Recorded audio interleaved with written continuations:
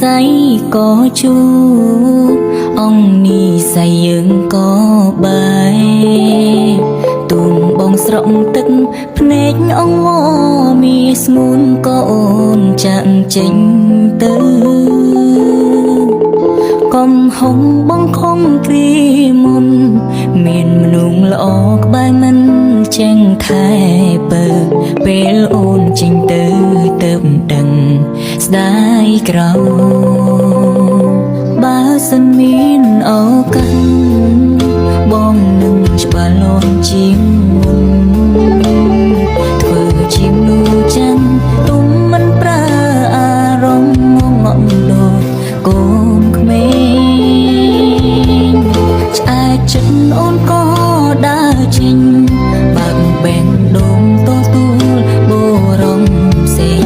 ឲ្យបងដល់លេងអូនជ្រុលស្រឡាញ់គេហើយបើមិនមែនជាគូកុំអោយជួបគ្នាមាននិស្ស័យត្រឹមជាសង្សារគ្មានវាសនាបានរៀបការជាប្រពន្ធប្តីអ្នកក្រោយគេច្បាស់លងគេបានប្រានស្ងួនបងស៊ូរាប់ឆ្នាំគ្មានន័យគេប្រើពេលខ្លីយំស្រីចេញពីទ្រូងបង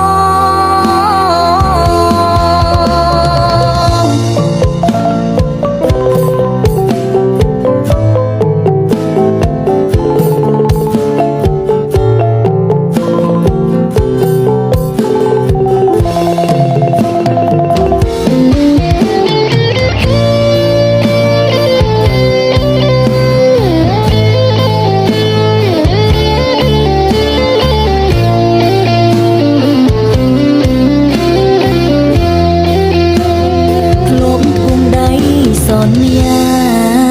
ពាក់ឈុតរៀបការនឹងគ្នាចំក្រោយអង្គវេលាអស់សិតទីមទាបាននៅក្បែរប្រាណស្រីសល់ត្រឹមពាក្យសងសាចាំងគេម្នាក់នោះមានឈ្មោះគឺជាប្តីបងត្រូវរីងរៃរូបក្នុងស្រមោលអាដិនបើមិនមែនជាគូកុំអោយជួបគ្នាមាននិស្ស័យត្រឹមជាសង្សារគ្មានវាសនាបានរៀបការជាប្រ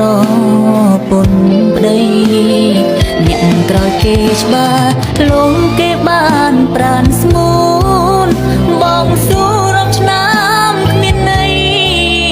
គេប្រើពេលខ្លីយំស្រីចេញពីទ្រូងបង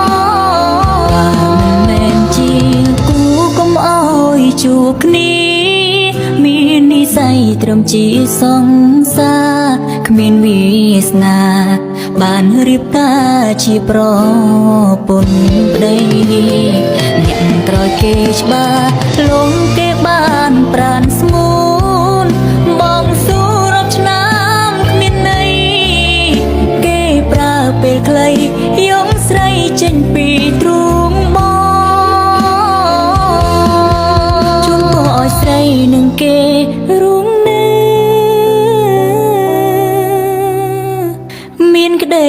សុខចរ